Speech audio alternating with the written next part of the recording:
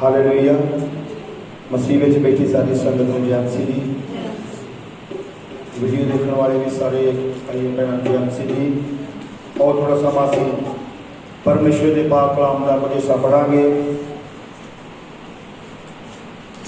अज सानू मौका मिलिया कि असीं रल के कुछ गल्लां नूं अपने जीवन के चेते करिए, क्योंकि यहोवा परमेश्वर दास प्रभु यीशु नासरी दास का फर्ज वा कि तुहाडे गुनाह तुहाडीआं गलतियां तुहानूं चेते करावे।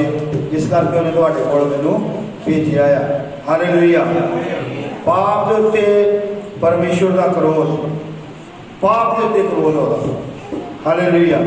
ते जिहड़े पापी पाप नूं नहीं छड्डदे वो पापी बन जाते, जिहड़े छड्ड दिंदे आ वो धर्मी बन जाते हैं। बोलो आमीन। हालेलुया। धर्मी के घर सदा बहारा रहणगियां। किहदे घर बहारा ने? धर्मी के घर सदा बहारा रहणगियां। सो भाई भैणों, फिर सानू कुछ गल्लां जिहड़ियां ने अपने जीवन च छड्ड देणियां चाहिदियां ने, जिहड़ियां साडा नुकसान करदियां ने, साडे बच्चों का नुकसान करदियां ने, साडे समय का नुकसान करदियां ने, साडे समाज का नुकसान करदियां ने, साडे रिश्ते नाते च साडी फिक पाउंदियां ने, परमेश्वर दे नाल साडा रिश्ता पंड नहीं दिंदियां। उन्हां गल्लां नूं असीं की कर देना आ? त्याग देना आ, छड्ड देना आ। आओ असीं कुछ परमेश्वर दे वचनां नूं पढ़ांगे। ज़बूर नंबर 7 का 11 वचन पढ़ा। हालेलुया। मैं अज पढ़ांगी 7 नंबर का ज़बूर नंबर 7 का 11 वचन। भजन संगीता 7 वर्स 11। हालेलुया। परमेश्वर सच्चा न्यायकार है। हाँ, एक परमेश्वर जेड़ा रोज खिजिया रहता है। आमीन। आमीन। सुनो, परमेश्वर सच्चा न्यायकार है, वो न्याय करता है। केड़ा? सच्चा न्यायकार वा। हालेलुया। हालेलुया। हालेलुया। की करता है? वो न्याय करता है। किदां करता है? सच्चाई नाल। ईरखा नहीं, पक्षपातना नहीं कि चल तू 2 दिन नहीं आया, चल तू ही पा, चल तू अद्धा घंटा चल गया विचों, चल तू ही पा, चल तू कितने क्या आई, मैं इत्थे ही हाँ, चल तू ही पा। इदा नहीं करना। जो है सो है, जो नहीं है वो नहीं है। ये परमेश्वर का न्याय। हालेलुया। जो है सो है, जो नहीं है वो नहीं है।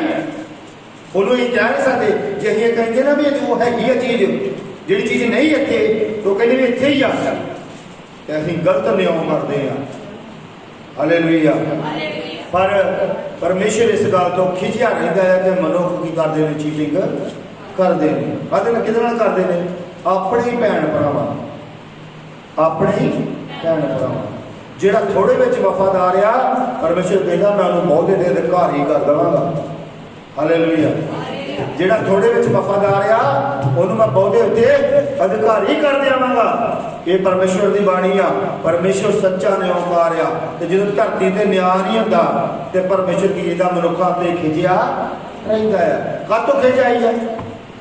हाँ जी, धर्म के कमां दा, पाप तो खिजाई है, बुराई तो खिजाई आ, झूठ तो खिजाई आ, क्रोध तो खिजाई आ, लोभ तो खिजाई आ, हंकार तो खिजाई आ। परमेश्वर नूं ते इस चीज़ों छड्ड दो। इंसान ने घुट के बड़िया ने, मैं फलाना वा, मेरा ओ वा, मेरा आ भी है। जे यही कहा जाए कि मैं यहोवा परमेश्वर का वा, जो यहोवा परमेश्वर का कहने तो सिर थोड़े ठा हो जाता है। जो कहने ओ, अखा भी तां हो जाती है, हथ भी नाल ही तां होता, ओ भी मेरा आ, ते ओ भी मेरा आ भी मेरा आ, उदों भी अखा तां चढ़ जांदियां ने। पर तुसीं कह के देखियो कि मैं यहोवा परमेश्वर का है।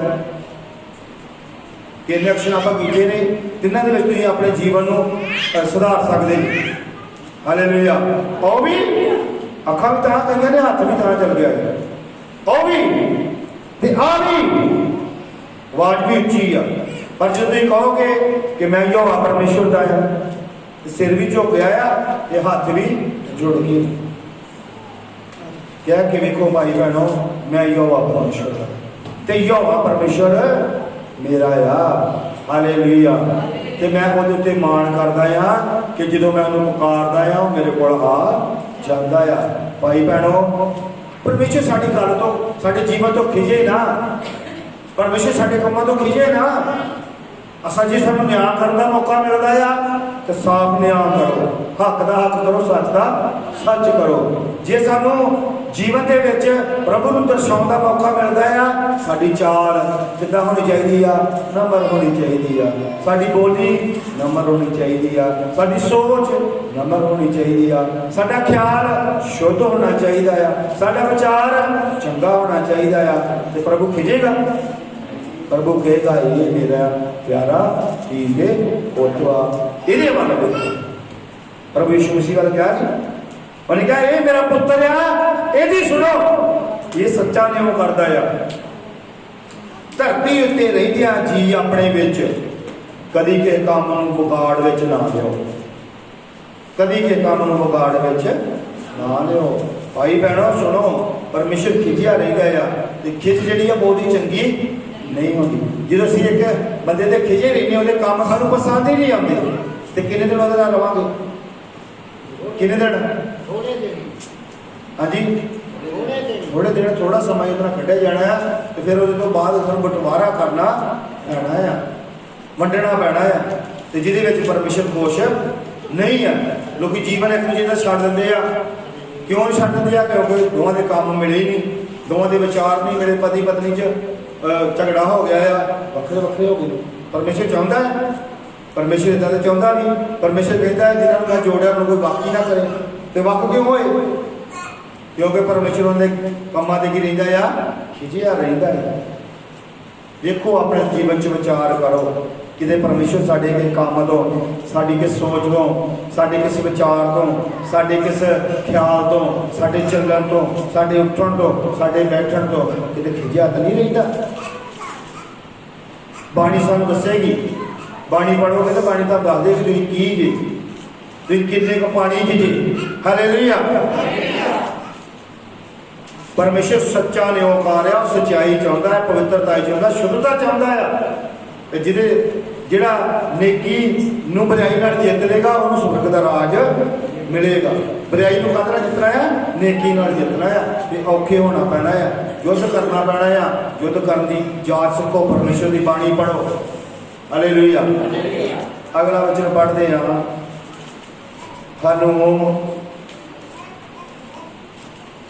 हमो एक दा दिन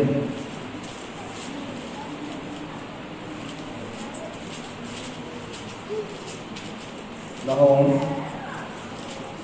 एक दा दिन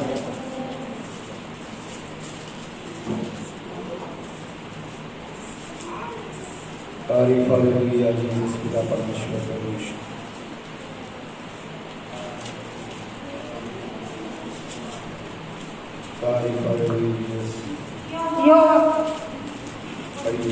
यहोवा क्रोध विच धीरजी अते बल विच महान है।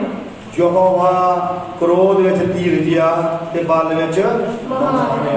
तां ही वो काम करदा है। ते जिहड़ा क्रोधित हुंदा है ना, जिहड़ा क्रोध विच बहुत अगे वध के कहंदा मैं अगे की दसदा नहीं, तो सारे काम नूं विगाड़ दिंदा है। वो सिरे नहीं चाड़ पाता। और जो क्रोध में धीरज होंदा आ, जो अपने गुस्से को कंट्रोल करता है, वो काम सिरे चाड़ दिंदा है। हाँ जी।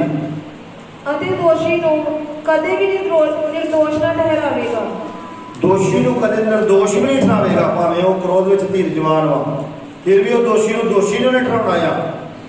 जेकर दोषी के सामने जाने तो पहला वचन हो रहा कि जेकर झगड़ा हो जाता है तो थाने जाने तो पहला फैसला कर लो। और तुम थाने जाओ तो तुम कचहरी भेज देना, तो कचहरी वाला जज तुम फाइल ला दे।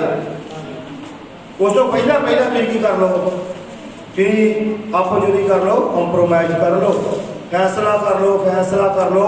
फिर कहना है फैसला कर लो अपने जीवन नाल फैसला कर लो कि की करना है, भलाई करनी है या बुराई करनी है।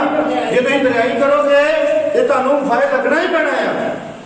क्योंकि वो माफ करने वाला कह रहा है जे मेरे तक पहुंचने तो पहला पहला तुम माफी मांग ली तो फिर तुम की जाओगे, माफ किए जाओगे। तो जे मेरे तक आन के तुम माफी ना मंगी तो मैं तो हुक्म सुना भी इन्होंने आप दी नरक में सुट दो, जी कि दूजी मौत होगी। हालेलुया। जे आप आपको भी जाए तो वीडियो लंबी हो जानी है, इस करके वचन भी समा भी काफ़ी हो जाना है। इस करके भाई भैनों अपने जीवन का फैसला करो की करना है। प्रभु तुहाडियां कमां तो क्रोधवान ना होवे, तुहाडियां गल्लां तो क्रोधवान ना होवे, तुहाडे सोचां तो क्रोधवान ना होवे, तुहाडे होठां तो जो तुसीं बुल्लां तो बोलदे जे ते की होवे प्रभु क्रोधवान ना होवे। इहो ਜਿਹੇ शब्द यूज ना करिया करो, इहो ਜਿਹੇ शब्द वरतिया ना करो। Hallelujah, hallelujah, hallelujah. पढ़िए एक बारी वचन। यहोवा क्रोध विच धीरजी अते बल विच महान है। वो बल विच महान है तो क्रोध विच धीरजिया अते दोषी नूं कदे भी निर्दोष ना ठहरावेगा। ते कदी भी वही गल नहीं करेगा जिहड़ी चीज इत्थे है नहीं वो इत्थे है। एबसेंट नूं जिहड़ा एबसेंट वा, जिहड़ा प्रेजेंट वा प्रेजेंट वा, जिहड़ा हैगा वो हैगा, जिहड़ा नहीं हो नहीं है। भावें वो दयावान है फिर भी वो उन्हें एंट्री नहीं देवेगा जिहड़ा समय सिर नहीं आया। बोलो आमीन। अगला वचन पढ़ांगे कुलसियां 3 बाब 6 वचन। कुलसियां की पत्री 3 बाब 6 वचन। क्यों जो इन्हां गल्लां दे कारण परमेश्वर का क्रोध अनआज्ञाकारी दे पुत्रां उत्ते पैंदा है। बोलो आमीन। आमीन। सुनो इन्हां गल्लां दे कारण, किहड़ियां गल्लां दे कारण, किहड़ियां गल्लां दे कारण तुसीं बोलो। क्रोध दे, लोभ दे, हंकार दे, लुचपुणे दे, ईर्खा दे, चुगली दे, निंदिया दे कारण परमेश्वर तुहाडे की हो जाता है, विरोध विच हो जाता है। इन्हां गल्लां दे कारण, क्यों जो इन्हां गल्लां दे कारण परमेश्वर का क्रोध अनआज्ञाकारी दे पुत्रां दे विरुद्ध। अनआज्ञाकारी दे पुत्र किहड़े ने? हाँ जी विचार कर लो जी। अनआज्ञाकार कौन हो? जिन्हें अजे तक तौबा करके बपतिस्मा नहीं लिया, प्रभु का हुक्म पूरा ही नहीं किया, वो अनआज्ञाकार है। पहला असीं भी अनआज्ञाकार सी ते वो ये गल्लां सारियां साडे जीवन सी। हुण असीं पिता पुत्र पवित्र आत्मा दे नाल बपतिस्मा लैके इन्हां गल्लां नूं छड्ड दित्ता होया आ ते धर्म दीयां गल्लां नूं अपना लिया होया आ ते ईर्खा गल्लां छड्ड दित्तियां, नरमाई दा जीवन बतीत करना शुरू कीता आ। प्रभु इस जीवन विच बरकत देवे। हालेलुया। हुण किहड़े अनआज्ञाकारी दे पुत्रां विच किहड़े काम ने? वो झूठ बोलते हैं, तुसीं तो नहीं बोलते। हालेलुया। सुनो अनआज्ञाकारी दे पुत्र कौन ने? जिन्हां ने पिता पुत्र पवित्र आत्मा नाल बपतिस्मा नहीं लिया, जिन्हां ने प्रभु की मर्जी नूं पूरा नहीं किया, जिहड़े परमेश्वर के वचन नूं नहीं मानते, परमेश्वर के हुक्मां नूं नहीं मानते, जिहड़े चर्च आ जांदे ने, कई सालां तो आउंदे ने, चंगे विश्वासी अपने आप को दसदे ने, पर जिदन पोथी खुली, जिदन परमेश्वर की बुक खुली, जिदन न्याय की किताब खुली, वो भावें 100 वारी आउण, पास्टर के गोडे घुटण, पास्टर के दही लियाउण, दुध लियाउण, जो मर्जी करन, पर शायद ना पास्टर दही जाण, रोटी खाण शायद ना। पर जिदन न्याय की पोथी खोली उधर परमेश्वर ने की कहना? उन्हें कहना मैं तुहानूं जानदा ही नहीं, तुहां मेरी मर्जी नहीं पूरी की, तुहां मैनूं मन्निया ही नहीं। Hallelujah, hallelujah. अपने जीवन के सानूं गौर करनी पैनी आ, ध्यान रखना पैना है भाई भैनों। जिस ध्यान ना किया तो फिर असीं जा के पासे भी सकते नहीं, फिर अंध विश्वास विच आपां, अंध घोर विच वा, नेरे विच वा, कई सालों तो आपां विश्वासी हाँ। मन्नेगा कोई?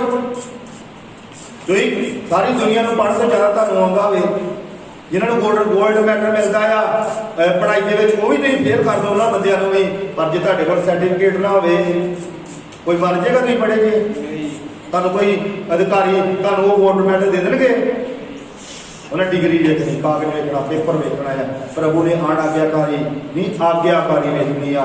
अनआज्ञाकारी के पुत्रां चों परमेश्वर नूं की आउंदा आ?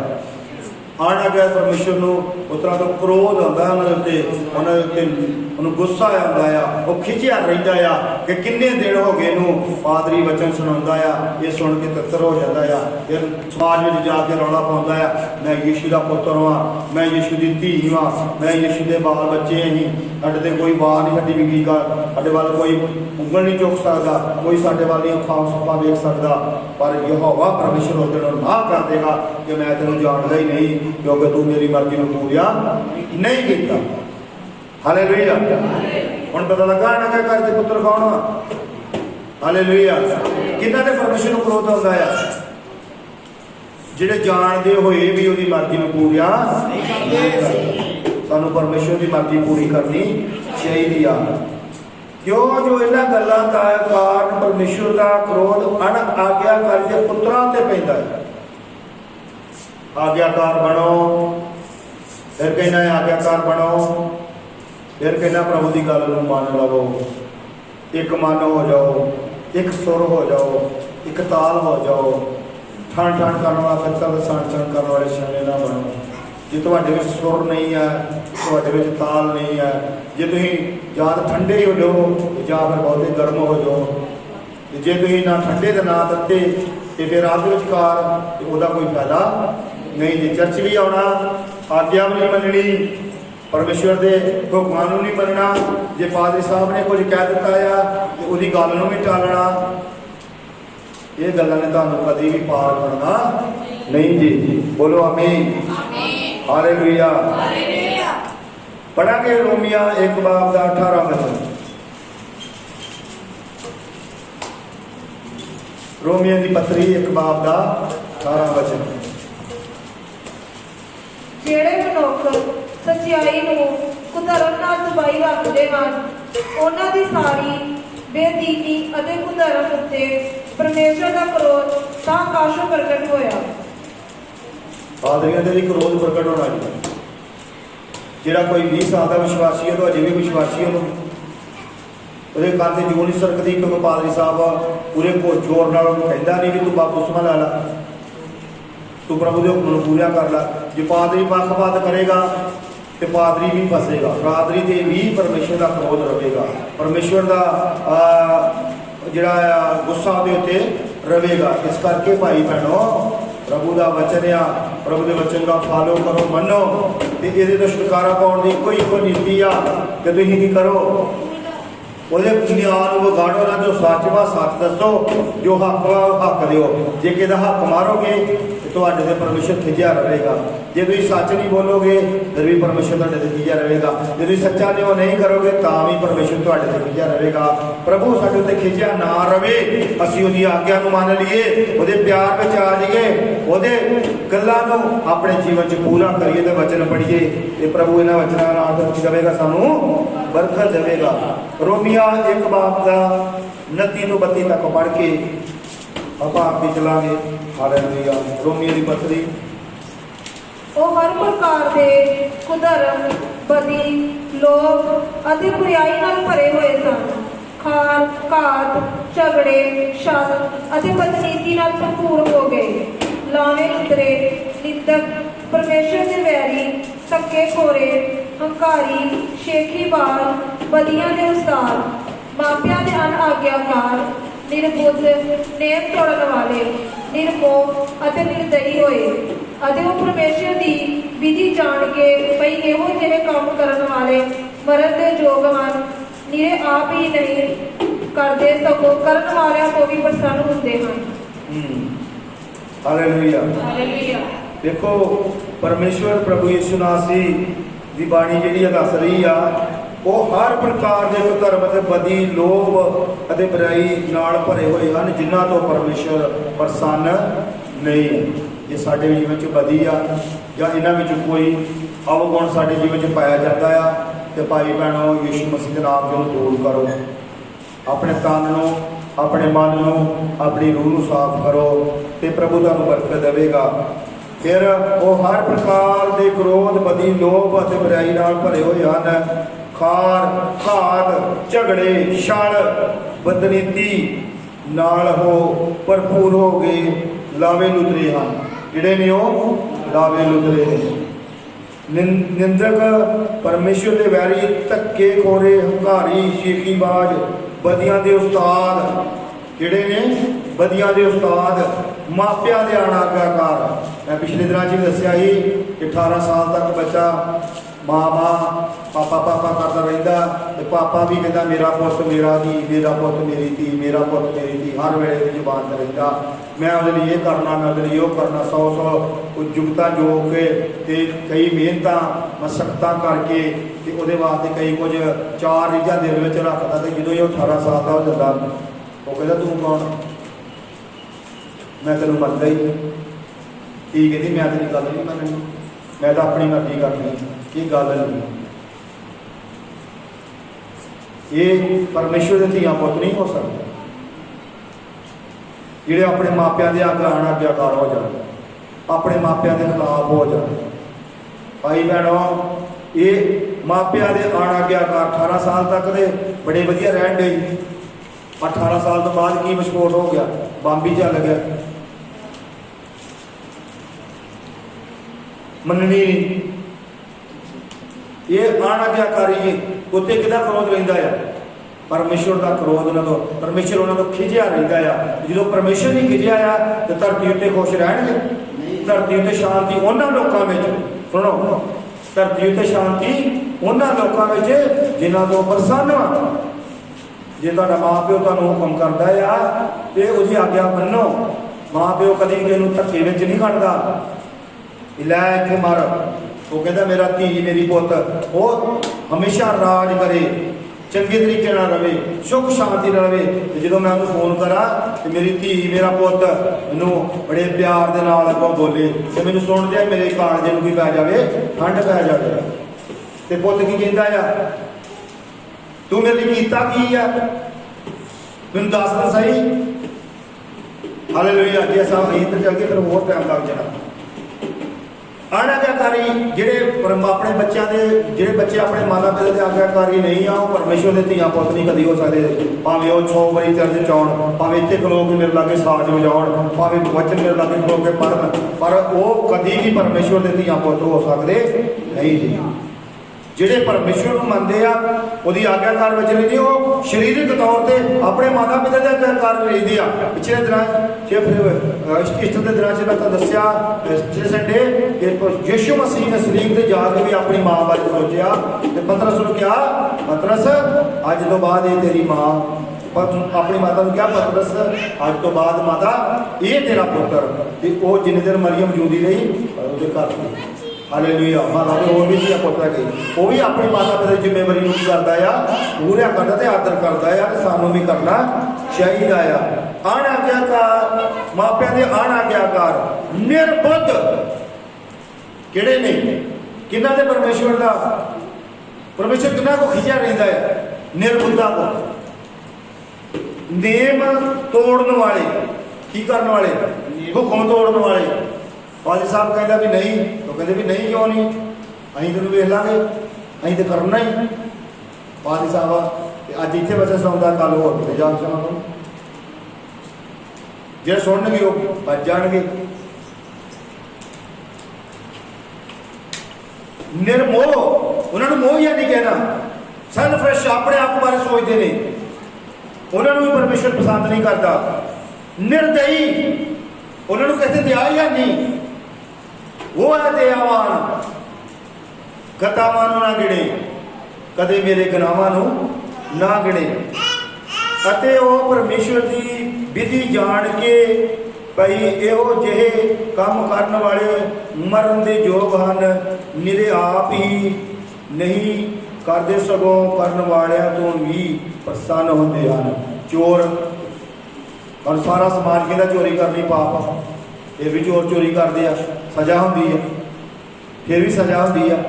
Hallelujah, hallelujah. ਫਿਰ ਨਿੰਦਿਆ ਕਰਨ ਵਾਲੇ ਨੂੰ ਪਤਾ ਹੈ ਨਿੰਦਿਆ ਨਹੀਂ ਕਰਨੀ ਚਾਹੀਦੀ, ਫਿਰ ਵੀ ਉਹ ਕਰਦੇ ਆ, ਫਿਰ ਸਜ਼ਾ। ਆਪੇ ਫਸ ਗਈ, ਤੈਨੂੰ ਕੌਣ ਛੁਡਾਵੇ? ਜੇ ਤੈਨੂੰ ਪਤਾ ਪਾਣੀ ਗਰਮ ਆ, ਉਹਦੇ ਵਿੱਚ ਹੱਥ ਕਿਉਂ ਪਾਇਆ? ਹਾਲੇਲੂਇਆ।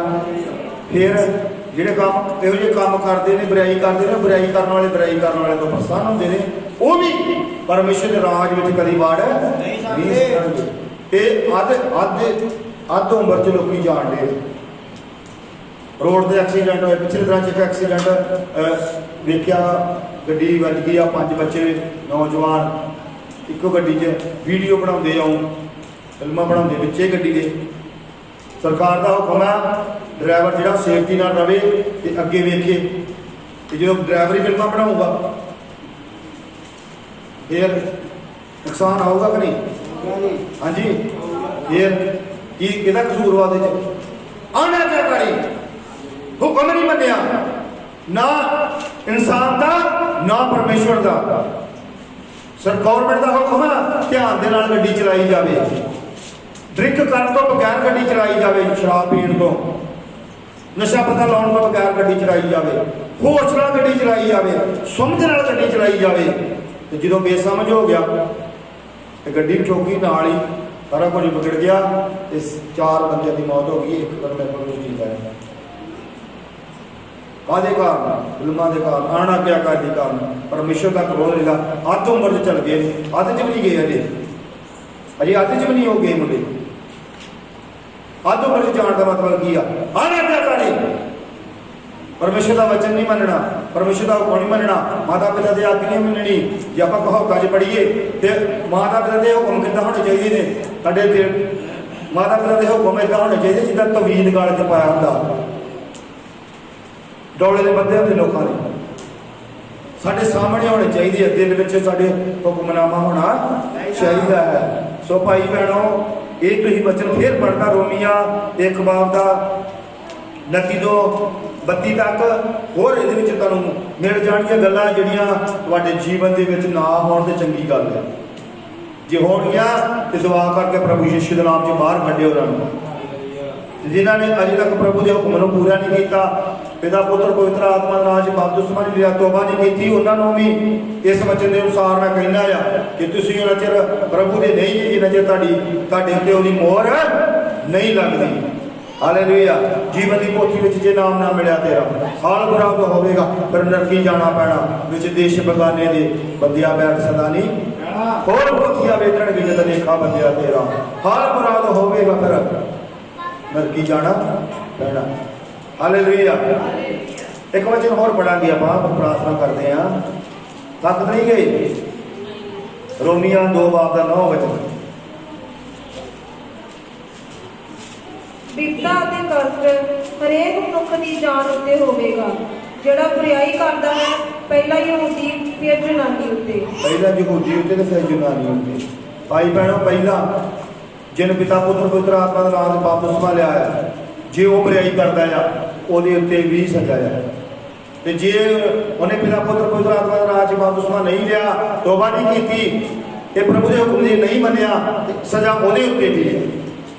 ਕੋਈ ਬਚ ਸਕਦਾ ਨਹੀਂ ਹੈ। ਬਚਣ ਦਾ ਤਰੀਕਾ ਕੀ ਹੈ? ਬਚਣ ਦਾ ਤਰੀਕਾ ਪੜ੍ਹ ਕੇ ਆਪਾਂ ਪ੍ਰਾਰਥਨਾ ਕਰਦੇ ਹਾਂ। ਜ਼ਬੂਰ ਨੰਬਰ 34 ਉਹਦਾ 10 ਸ਼ੇਰ ਬੱਚਿਆਂ ਨੂੰ ਘਾਟਾ ਪੈਂਦਾ, ਇਹਦਾ 13 ਨੂੰ ਪੜ੍ਹੇ ਜੀ, ਮਾਫ ਕਰਨਾ। ਆਪਣੀ ਜੀਭ ਨੂੰ ਬੁਰਾਈ ਤੋਂ ਅਤੇ ਆਪਣੇ ਫੁੱਲਾਂ ਨੂੰ 12 ਨੂੰ ਪੜ੍ਹੋ। 12 ਉਹ ਕਿਹੜਾ ਮਨੁੱਖ ਹੈ ਜਿਹੜਾ ਜੀਵਨ ਨੂੰ ਲੋਚਦਾ ਹੈ? ਉਹ ਕਿਹੜਾ ਮਨੁੱਖ ਹੈ ਜਿਹੜਾ ਜੀਵਨ ਨੂੰ ਲੋਚਦਾ ਆ, ਜਿਹਨੂੰ ਜੀਵਨ ਚਾਹੀਦਾ ਆ? ਉਹ ਸੁਣ ਲੈ, ਜੀ ਉਹ ਸੁਣ ਸਕਦਾ ਹੈ ਤੇ ਸੁਣ ਲੈ। ਆਤਮਾ ਕਲੀਸਿਆ ਨੂੰ ਕੀ ਆਖਦਾ ਹੈ? ਜਿਹਦੇ ਕਾਨਾਂ ਨੂੰ ਸੋ ਸੁਣੇ। ਹਾਂਜੀ। ਉਹ ਕਿਹੜਾ ਮਨੁੱਖ ਹੈ ਜਿਹੜਾ ਜੀਵਨ ਨੂੰ ਲੋਚਦਾ ਹੈ ਅਤੇ ਬਹੁਤ ਦਿਨ ਚਾਹੁੰਦਾ ਹੈ ਤਾਂ ਕਿ ਭਲਾਈ ਵੇਖੇ। ਹਾਂ, ਪਹਿਲਾ ਨੰਬਰ 13 ਵਚਨ। ਆਪਣੀ ਜੀਵਨੀ ਬੁਰਾਈ ਤੋਂ ਅਤੇ ਆਪਣੇ ਫੁੱਲਾਂ ਨੂੰ ਵਕਰ ਬੋਲਣ ਤੋਂ ਰੋਕ ਰੱਖ। ਹਾਂਜੀ। ਬਦੀ ਤੋਂ ਹਟ ਜਾ ਅਤੇ ਨੇਕੀ ਕਰ। ਹਾਂਜੀ। ਮੇਲ ਨੂੰ ਪਾਰ ਅਤੇ ਉਹਦਾ ਪਿੱਛਾ ਕਰ। ਹਾਂਜੀ। ਯਹੋਵਾ ਦੀਆਂ ਅੱਖੀਆਂ ਧਰਤੀਆਂ ਉੱਤੇ ਅਤੇ ਉਹਦੇ ਕੰਨ ਉਹਨਾਂ ਦੀ ਦੁਹਾਈ ਵੱਲ ਹਨ। ਹਾਂਜੀ। ਯਹੋਵਾ ਦਾ ਮੂੰਹ ਕੁਕਰਮੀਆਂ ਦੇ ਵਿਰੁੱਧ ਹੈ, ਭਈ ਉਹਨਾਂ ਦੀ ਯਾਦ ਧਰਤੀ ਤੋਂ ਮਿਟਾ ਸੁੱਟੇ। ਹਾਂਜੀ। ਧਰਮੀ ਦੁਹਾਈ ਦਿੰਦੇ ਹਨ ਅਤੇ ਯਹੋਵਾ ਸੁਣਦਾ ਹੈ ਅਤੇ ਉਹਨਾਂ ਸਾਰੀਆਂ ਦੁੱਖਾਂ ਤੋਂ ਛਡਾਉਂਦਾ ਹੈ। ਬੋਲੋ ਆਮੀਨ। ਆਮੀਨ। ਧਰਮੀ ਦੁਹਾਈ ਦਿੰਦੇ ਨੇ ਤੇ ਯਹੋਵਾ ਸੁਣਦਾ ਹੈ। ਸਾਰੇ ਕੀ ਬਣ ਜਾਓ? ਧਰਮੀ ਬਣ ਜਾਓ, ਬੁਰਾਈ ਛੱਡ ਦਿਓ, प्रभु तुहाडे ते क्रोधवान ना होवे, प्रभु तुहाडे कोल खिजिया ना रहे। तुसीं प्रभु दे धीआं ते पुत्तर बन जाओ। प्रभु तुहानूं बरकत देवे, प्रभु तुहाडे नाम नूं ਉੱਚੀਆਂ करे, तुहाडी संतान नूं, तुहाडे नौजवानां नूं, तुहाडीਆਂ ਕੰਮਾਂ ਨੂੰ, तुहाडे शरीर नूं, तुहाडे आत्मा नूं इस वचन द्वारा प्रभु आशीष करे, बरकत देवे। God bless you. और सब अखां बंद करांगे, सिरां नूं परमेश्वर ਦੀ ਜ਼ਿੰਦਗੀ ਦਿਖਾਵਾਂਗੇ। प्यारे पिता परमेश्वर प्रभु यीशु मसीह जी, साडी दया सदा दी पाप दे उत्ते परमेश्वर दा क्रोध प्रभु यीशु मसीह जिन्हां ਤੋਂ ਖਿਜਿਆ ਰਹਿਣਾ ਆ प्रभु जी उन्हां तक ਇਹ वचन पहुंच जावे। जिन्हां ਤੋਂ ਖਿਜਿਆ ਰਹਿਣਾ उन्हां तक तेरा वचन पहुंच जावे, उन्हां ਦੇ ਹਿਰਦੇ ਵਿੱਚ ਕੰਮ करे प्रभु यीशु ਦੇ नाम ਵਿੱਚ ਉਹ ਹਿਰਦੇ बदल जाण। प्रभु यीशु मसीह जी वो प्यार में आ जान, वो अपनी जबान को लगाम दे लैन, वो अपने कामों को सुधिया कर लैन, वो अपने हथों को शुद्ध कर लैन, वो तेरे राज में आ जान। प्रभु जी तेरी वचन को मान लैन तेरा परमेश्वर। प्रभु यीशु तेरा वचन उन्होंने तक पहुँच जाए, तेरा वचन उन्होंने तक तारी तारी तारी तारी तारी पिता परमेश्वर प्रभु यीशु दया करो, कृपा करो, इस वचन के अनुसार सुनने वालों को सुनाने वालों को बड़ी बरकत मिले कि उन्होंने तक तेरा वचन पहुँच जाए, जो वो सुन तो निजात पाउन। प्रभु यीशु के नाम च मंगते हैं, आमीन आमीन। Hallelujah hallelujah hallelujah hallelujah.